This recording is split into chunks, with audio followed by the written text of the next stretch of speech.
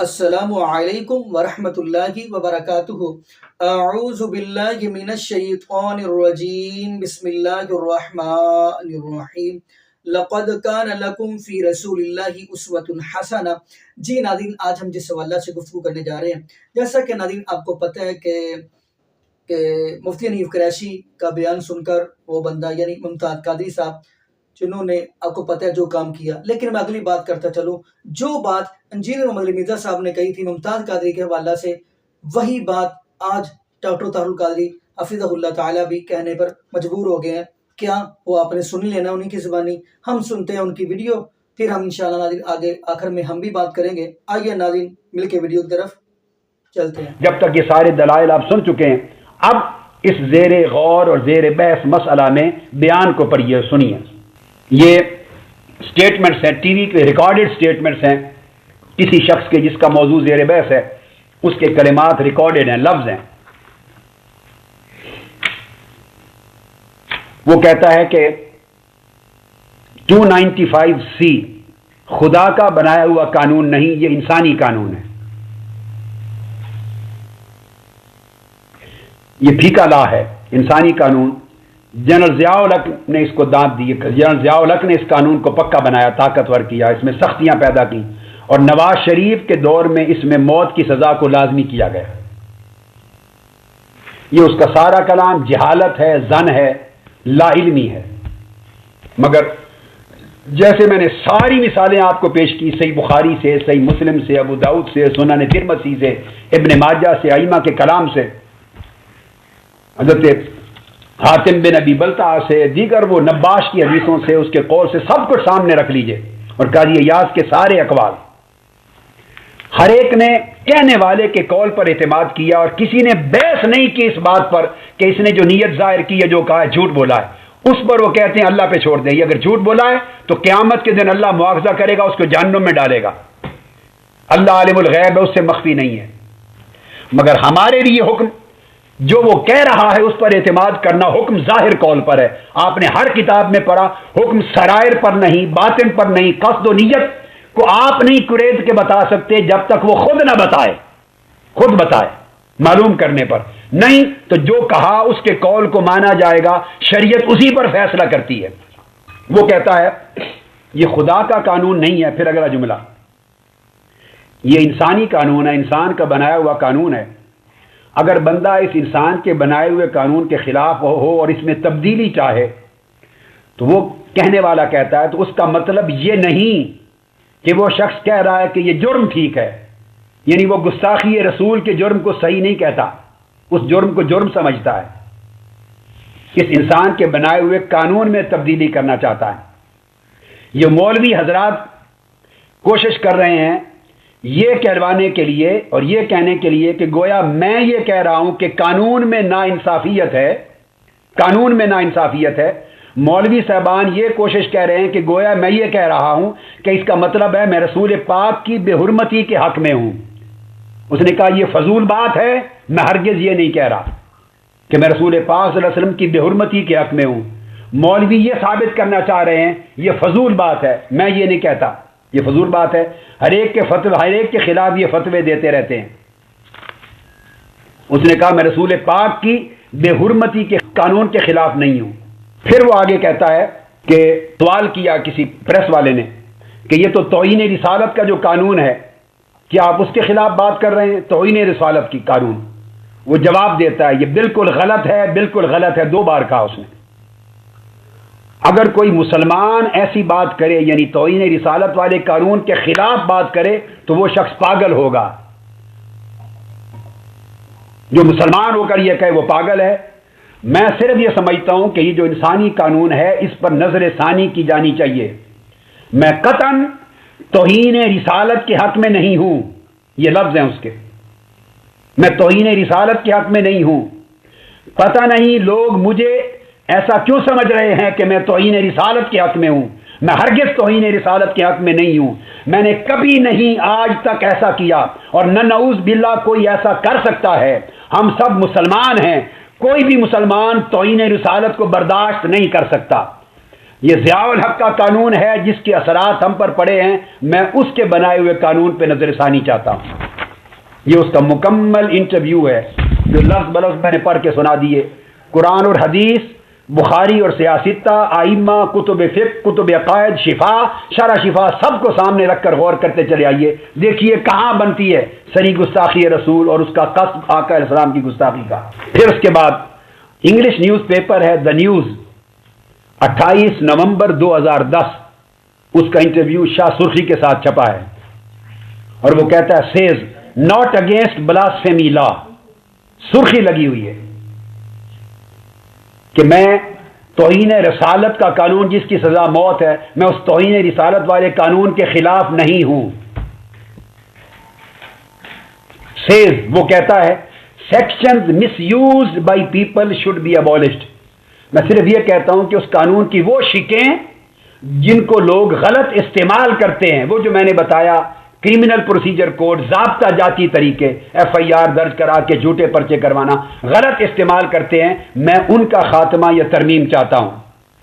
پھر اس کا جملہ ہے he said he is not against the whole blasphemy law, یہ لفظ ہیں، وہ کامل اہانت رسول یا حرمت رسول کے تحفظ کے قانون کے خلاف نہیں ہے۔ How ever the sections from this law which are used by some people for their interest should be abolished، اس قانون میں سے وہ شکیں جنہیں بعض لوگ ناجائز اپنے مفادات کے لیے یعنی طاقتور طبقہ استعمال کر لیتا ہے، ان میں ترمیم اور خاتمہ چاہیے۔ however such section of the law should be abolished which some people used for their interest، I am not against the whole blasphemy law، میں جزوی طور پر اس قانون میں ترمیم چاہتا ہوں جو مس یوز ہوتا ہے، اس مس یوز ہونے کی شکوں کا خاتمہ چاہتا ہوں، میں کاملاً توہین رسالت کے قانون کے خلاف نہیں ہوں۔ ایک شخص بار بار اپنی زبان سے اس بات کا اعتراف کر رہا ہے کہ میں اہانت رسول اور حرمت رسول والے قانون کے خلاف نہیں ہوں، لوگوں کے مس یوز کی جانے والی شکوں کے خلاف۔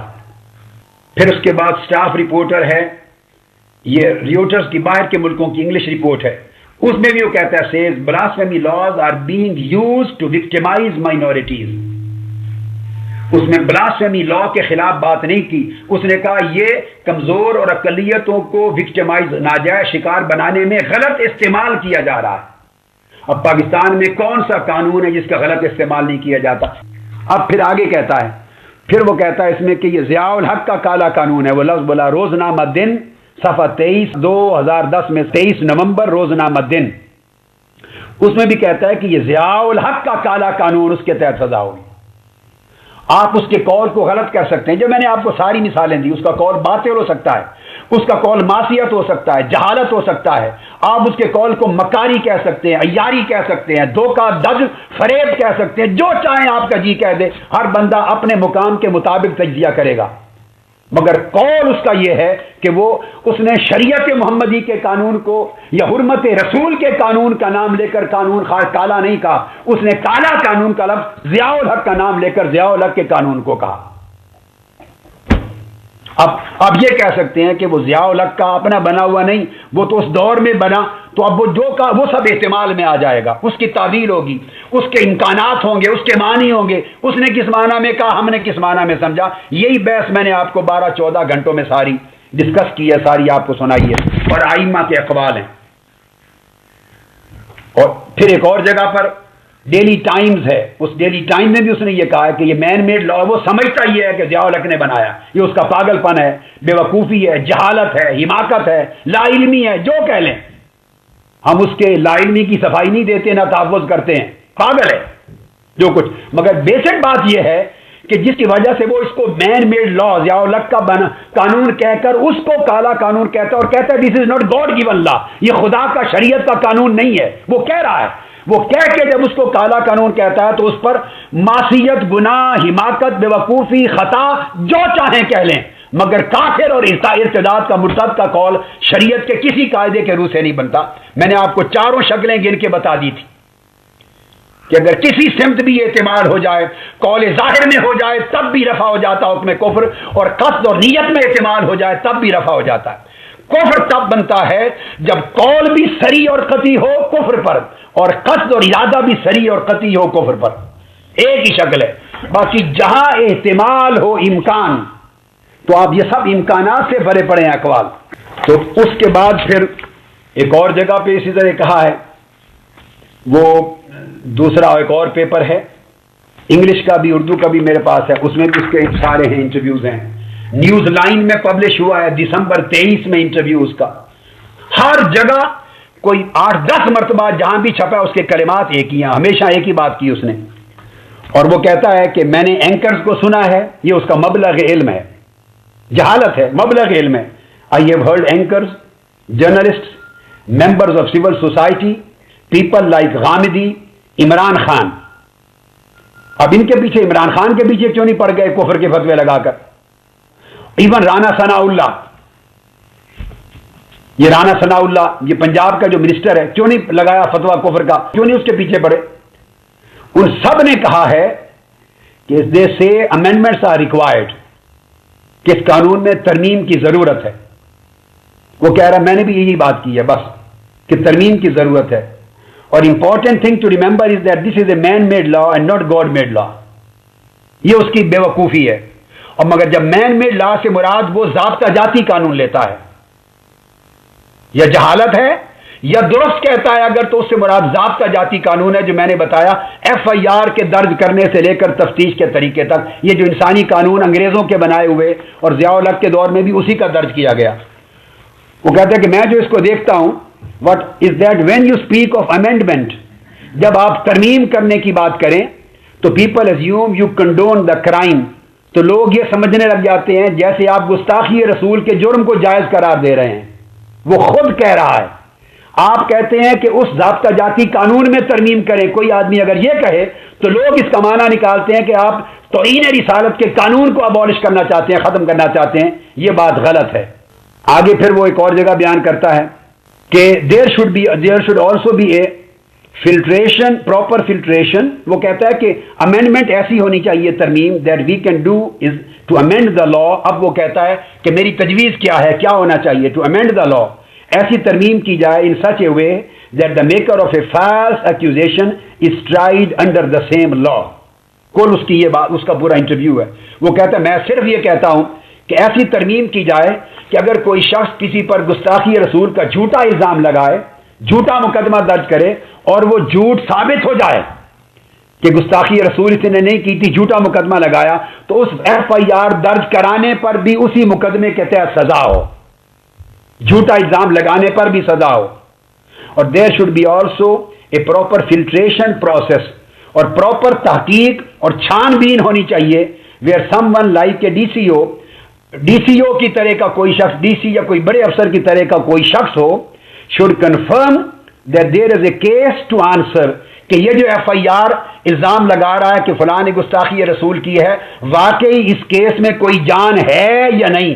یہ ایف آئی آر درج ہونے سے پہلے، الزام درج ہونے سے پہلے اس کی تحقیق ہونی چاہیے کہ واقعی گستاخی رسول کا ارتکاب ہوا ہے یا نہیں، کچھ جان ہے یا نہیں، اس کی تحقیق پہلے ہو جانی چاہیے. اور وجہ کیا ہے؟ This will help ensure that pressure from maulvis and fanatics does not result in the victimisation of helpless people. اس سے یہ کہ جب تحقیق اور چھان بین پہلے ہو جائے گی، ایف آئی آر درج ہونے سے پہلے، تو پریشر ناجائز نہیں ہوگا ڈیولپ مذہبی طبقوں سے یا انتہا پسندوں سے، اور بے گناہ کمزور لوگ ناجائز غلط مقدمہ درج کرا کے شکار نہیں بنائے جائیں گے قانون کا. جو جائز گستاخ رسول ہے وہ سزا کو پہنچے گا، جس پر ناجائز الزام لگا وہ بچ جائے گا. اور پھر اس نے یہ بات بھی کی ہے، اسی وجہ سے 50% سے زیادہ عیسائی لوگ ہیں جن پر مقدمے بنے، تعداد ان کی تھوڑی ہے، اور کوئی طاقتور آدمی کے خلاف مقدمہ نہیں بنا. کیا طاقتور آدمی نے کبھی آج تک گستاخی نہیں کی؟ یہ کمزور غریب ہی کرتے. اس کے کہنے کا مطلب یہ ہے کہ غریبوں کے خلاف طاقتور لوگ کوئی اور سبب بھی ہوں ذاتی لڑائی کے، تو گستاخی رسول کی بنیاد بنا کے مقدمہ درج کر کے پھنسا دیتے ہیں، اور طاقتور کے خلاف نہیں بن سکتا. میں کسی ایک کیس کی میں نہیں بات کر رہا، مجھے غرض نہیں ہے، میں ان جنرل بات کر رہا ہوں. یہ معاشہ ملک میں یہ آواز رہی ہے، اسی کی بات وہ کی ہے. اب وہ کہتا ہے کہ اس صورت میں ایک پولیس مین جب کیس رجسٹر کرے گا گستاخی رسول کا، اور جب سنے گا اور انویسٹیگیٹ کرے گا رجسٹریشن سے پہلے، تو وہ سوچے گا کہ واقعی اس کیس میں کوئی جان ہے یا نہیں. سچا الزام لگایا گیا ہے یا ذاتی جھگڑے کی بنیاد پر کسی کو جھوٹا پھنسایا گیا ہے، وہ سوچیں گے۔ ایسی ترمیم ہو کہ سچا کیس ہو تو گستاخی رسول کا پرچہ درج ہو سکے، جھوٹا الزام ہو تو نہ ہو سکے۔ یہ اس نے بار بار بات کی ہے۔ اور اسی طرح پھر اردو میں بھی پریس کانفرنس CNN کا ترجمہ ہے، CNN نے نشر کی اس کی پریس کانفرنس جیل میں نومبر 2010 میں جیل سے آئی، اس میں بھی ہوئی۔ اس نے کہا کہ یہ ضیاء الحق نے بنایا، نواز شریف نے بنایا، یہ قرآن، یہ اللہ کا اور شریعت کا قانون نہیں ہے۔ اور اس میں یہی بات کی جو بات اوپر میں آپ کو بیان کر چکا ہوں۔ تو اس انٹرویو میں بھی اس نے اس شیخو پورا جیل سے یہی بات کی ہے۔ یہ اس کے کچھ سٹیٹمنٹس ہیں جو میں نے پڑھے ہیں، تمام سٹیٹمنٹس اس کے منگوا کر تو میں نے ان کو غور سے پڑھ لیا۔ اب یہاں میں پھر وہ دہراؤں گا وہ الفاظ، اگر یہ کل سٹیٹمنٹس ہیں، اس کے علاوہ اس کا کوئی اور بیان نہیں، ہر جگہ یہی بیان ہے۔ اب ایمانداری سے بتائیے ان تمام بیانات سے شریعت کے وہ تخصیص معین کے 4 قواعد جو میں نے بیان کیے تھے، کسی ایک شخص کو الگ تخصیص کافر قرار دے کے واجب القتل کہنا، اس کے قواعد ہیں، شرائط ہیں، قیود ہیں، موانع ہیں جن کا امتناع ہے، اور وہ یہ کہ ظاہراً اس کا کلام اتنا قطعی اور اتنا صریح ہو گستاخی رسول پر، یعنی حضور کا نام لیا ہو، اس نے کہا حضور کی سنت کا قانون ہے میں نہیں مانتا، وہ کہے کہ میں تحفظ حرمت رسول کا قانون نہیں مانتا، یہ لفظ بولے یہ کالا قانون ہے، وہ کہے کہ حضور کی حرمت پر سزائے موت کے قانون کو نہیں مانتا، یہ ظالمانہ قانون ہے، خواہ اس کو قرآن اور حدیث نے کہا ہے میں نہیں مانتا، یہ کالا قانون ہے، خواہ رسول پاک نے اس پر عمل کروایا میں نہیں مانتا، معاذ اللہ یہ کالا قانون ہے۔ اگر وہ باذ اللہ بدبخت کہے کہ 1400 سال پرانا ہے، آج زمانہ بدل گیا، میں رسول پاک کا قانون، شریعت کا قانون آج کے دور میں نہیں مانتا، کافر ہوگا، مرتد ہوگا، جہنم کا کتا ہوگا۔ اس نے حضور کی گستاخی کی، نام لے کر سری قطعیت کے ساتھ اور صراحت کے ساتھ، پھر اس کی نیت، اس کے قصد کا کوئی عذر قبول نہیں ہوگا۔ اور اگر اس کے پورے بیانات میں کہیں ایک دن بھی نہ رسول پاک کا ذکر آئے، اسم پاک آئے، نہ حضور کی شریعت کا ذکر آئے، نہ حضور کی سنت کا وہ ذکر کرے، نہ قرآن کا ذکر کرے، نہ شریعت کا قانون کہہ کے رد کرے، بھلے وہ جھوٹ بول رہا ہے، چلو ضیاء الحق کا اور نواز شریف کا قانون کہہ رہا ہے، جھوٹ بول رہا ہے، مگر شریعت کا حکم قول ظاہر پر ہے، منہ سے تو یہ کہہ رہا ہے نا کہ ضیاء الحق کا قانون کالا قانون ہے، نواز شریف کا قانون کالا قانون ہے۔ ضیاء الحق اور نواز شریف کے قانون کو کالا قانون کہنے سے کوئی کہاں سے کافر بن گیا؟ نیت میں بے شک اس کے کوئی اور ہو، نیت اللہ جانتا ہے، عالم الغیب، نہ آپ جانتے ہیں نہ میں جانتا ہوں، نیت کی صفائی کوئی نہیں دیتا۔ ائمہ نے کہا قول ظاہر پر دیکھا جائے گا کہ کیا صراحت ہے کفر کی اور دلالت میں قطعیت ہے، 2 لفظ ہیں، کلام میں صراحت ہو اور دلالت میں قطعیت ہو تو کفر ہے، اور نیت میں قصد میں بھی قطعیت ہو کفر ہو، اور غیر کفر کا احتمال نہ ہو، نہ کلام ظاہر میں غیر کفر کا احتمال ہو اور نہ کلام میں باطن نیت میں، باطن کلام کے باطن میں نیت و قصد میں غیر کفر کا احتمال ہو، ظاہر و باطن میں کلیتاً قطعاً صراحتاً بلا احتمال بلا شک و شبہ اگر کفر پر دلالت ہو تو فتویٰ کفر کا ہوگا، مرتد ہوگا، گستاخ ہوگا، اور اگر ظاہر میں شک آ گیا، احتمال آ گیا، تب بھی کفر کا نہیں، اگر قصد اور نیت میں احتمال آ گیا تب بھی قصد نہیں، اور پورے کلام کے سیاق و سباق میں دوسرا احتمال ہوا۔ آپ نے سب 10 مثالیں قاضی ایاز کی اور کل ائمہ احناف کی پڑھی ہیں، تو کفر کا فتویٰ نہیں ہوگا۔ اب اگلی بات سنیے، یہ تو ایک پہلو۔ اب یہ دلیل بنانا کسی کا کہ مثلا کسی عورت پر مثال کے طور پہ مقدمہ ہو گیا تھا درج کہ وہ عورت پہ کفر کا فتویٰ لگ گیا اور اس کے اوپر اپنا عدالت نے سزا دے گی، گستاخی کی اور سزائے موت ہو گئی، اور کسی شخص کے بارے میں سوچنا کہ وہ جیل میں گیا اور کہا کہ میں اس کو بچانے کی کوشش کروں گا، اور پریس کانفرنس کی اس عورت کو بچانے کے لیے عدالت کا فیصلہ آ جانے کے بعد، تو بات سمجھ لیں۔ اب یہ اگر کسی نے عمل کیا تو اس عمل سے بھی کوئی کافر نہیں ہوتا، کوئی کافر بن جانا مذاق نہیں ہے۔ ہم نے تو ایک کھیل بنا لیا، مچھر کے پر سے بھی ہلکا بنا لیا کافر بنانا، اس کا عمل معصیت ہو سکتا ہے، ان کے منصب کے خلاف عمل ہے، ناروا کیا، ناجائز کیا، نہیں جانا چاہیے تھا، خلاف حکمت ہے، خلاف منصب ہے، حماقت ہے، گناہ کہہ سکتے ہیں، معصیت کہہ سکتے ہیں، بھائی گناہ کبیرہ کہہ سکتے ہیں، حرام کہہ سکتے ہیں، سب نہیں کہیں گے، فقہا خطا اور معصیت کہیں گے۔ یہ ساری بات سے کفر ثابت اور ارتداد نہیں ہوتا.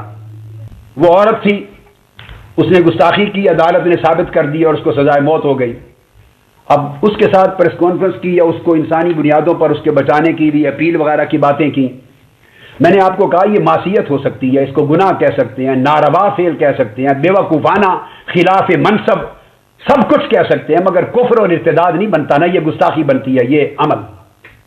اس لیے کہ عورت کی سزائے قتل گستاخی پر اور ارتداد مرتد عورت کو سزائے قتل، یہ مسئلہ غور سے سنیے، خود مختلف فی ہے. بڑی توجہ سے سنیے. عورت گستاخی کرے، اگر عورت یا ارتداد کی مرتکب وہ مرتد ہو جائے تو یہ مسئلہ عورت کا مرتد ہو جانا خود مختلف فی ہے، اس پر اجماع امت نہیں ہے. اب یہ بڑی اہم بات ہے، اور وہ یہ کہ مختلف فی اس طرح ہے کہ اس پر امام مالک، امام شافعی، امام احمد بن حنبل، ان ائمہ کے ہاں تو عورت بھی اگر ارتداد کرے، گستاخی کرے، مرتد ہو جائے تو قتل ہوگی، مگر امام اعظم ابو حنیفہ کے ہاں اور امام ابو یوسف کے ہاں، امام اعظم کے مذہب میں عورت مرتد ہو جائے تو اس کی سزا قتل نہیں ہوگی.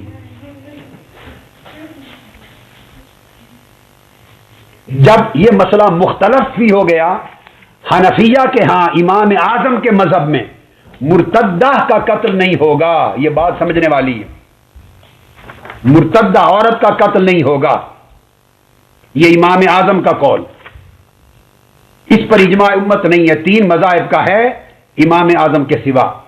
لہذا جب یہ صورت ہو گئی تو اب کسی عورت کے لیے اگر کسی نے قدم اٹھایا تو آپ کی مرضی، آپ اختلاف کریں، مگر وہ کافر کیسے بن گیا؟ اس سے پہلے تو پھر ائمہ کے اوپر کفر کے فتوے لگے، جنہوں نے عورت اگر ارتداد کی مرتکب ہو تو اس پر قتل کی سزا ہی نہیں ہے، تعزیر ہے، قتل کی حد نہیں ہے. جی ناظرین، آپ نے یہ ویڈیو ملاحظہ فرمائی. ناظرین، میں یہاں پہ تھوڑی سی گفتگو یہ کرتا چلوں، اللہ رب العالمین نے ہمارے لیے اگر دین بنایا تو رب العالمین کا قرآن اور محبوب علیہ الصلوۃ والسلام کا فرمان. میں اگلی بات بھی کرتا چلوں، دین اسلام جو ہے نا وہ محبوب علیہ الصلوۃ والسلام کے اوپر مکمل ہو گیا، کیونکہ قرآن پاک کی آیت ہمیں یہ بتلا رہی ہے، الیوم اکملت لکم دینکم واتممت علیکم نعمتی ورضیت لکم الاسلام دینا. اللہ رب العالمین فرماتے ہیں میرے محبوب علیہ الصلوۃ والسلام جی، ہم نے آج کے دن آپ کے اوپر دین اسلام کو مکمل کر دیا اور اپنی نعمتوں کا بھی اتمام کر دیا، اور اگر آپ کے لیے پسند کیا تو دین اسلام کو پسند کیا. ناظرین، میں اگلی بات کرتا چلوں. انجینئر محمد مدہ صاحب جو ان کا جو جس وجہ سے یعنی مجھے خوشی ہوتی ہے، ان کا کام جو ہے وہ ہے عقیدہ توحید کی طرف عوام الناس کو لے کر آنا. ورنہ آپ معاشرے کے اندر دیکھتے ہیں کیا کچھ، کہ ایسا بھی یعنی کہ لوگ دیکھتے ہیں جو اپنے مزاروں درباروں کی طرف بلاتے ہیں، لیکن یہاں پہ میں سیدھی سی بات کرتا چلوں، جو بات حق ہے، سچ، اس کو بندہ ماننا ہی چاہیے. اس بندے نے عوام الناس کو یہ بات کہی ہے کہ رب العالمین کا قرآن کھول لیں، محبوب علیہ الصلوۃ والسلام کا فرمان کھول لیں، اور آپ یقین مانیے جب قرآن پاک کو ترجمے کے ساتھ پڑھیں گے آپ کو عقیدہ توحید ملے گا. جب محبوب علیہ الصلوۃ والسلام کا فرمان پڑھیں گے تو محبوب علیہ الصلوۃ والسلام کی سیرت آپ کو ملے گی، محبوب علیہ الصلوۃ والسلام کی پوری زندگی رب العالمین کے قرآن سے ملے گی، محبوب علیہ الصلوۃ والسلام کے فرمان سے ملے گی. باقی ناظرین، یہاں پہ ہم دعا کرتے ہیں اللہ پاک ہمیں نبی پاک صلی اللہ علیہ وآلہ وسلم کی شریعت کے مطابق زندگی گزارنے کی دے، اور اللہ پاک ہمیں 5 وقت کا پکا سچا نمازی بنائے، اور جتنے بھی بے اولاد جوڑے ہیں اللہ پاک سب کو نیک نورینہ صحت تندرستی والی، ایمان والی، لمبی زندگی والی اولاد عطا فرما دے. جزاکم اللہ خیرہ، احسن الجزاء. السلام علیکم ورحمۃ اللہ وبرکاتہ.